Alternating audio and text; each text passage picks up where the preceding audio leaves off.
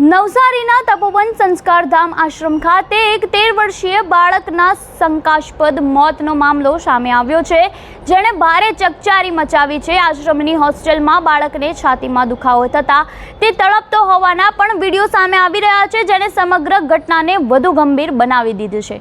મૃતક બાળકના પરિવારજનોએ આક્ષેપ કર્યા છે કે બાળકને સમયસર હોસ્પિટલ ન લઈ જવાના કારણે તેનું મોત થયું છે। તેમનો દાવો એ પણ છે કે જો તાત્કાલિક સારવાર મળી હોત તો તે બાળકનો જીવ બચાવી શક્યા હોત। આ વિડીયો ફૂટેજ પણ પરિવારજનોના આક્ષેપોને સમર્થન આપતા હોવાનું જણાઈ રહ્યું છે। ત્યારે બીજી તરફ તપોવન આશ્રમના સંચાલકોનું કહેવું છે કે બાળકને છાતીમાં દુખાવો થતાં તેને તાત્કાલિક હોસ્પિટલ લઈ જવામાં આવી રહ્યો હતો, પરંતુ રસ્તામાં જ તેનું મોત નીપજ્યું હતું। ત્યારે આપનું આવા આશ્રમના સંચાલકો અંગે શું કહેવું છે, અમને કમેન્ટ બોક્સમાં આપના મંતવ્યો જરૂરથી જણાવજો અને આવા વધુ અપડેટ માટે જોડાયેલા રહો નવજીવન ન્યૂઝ સાથે।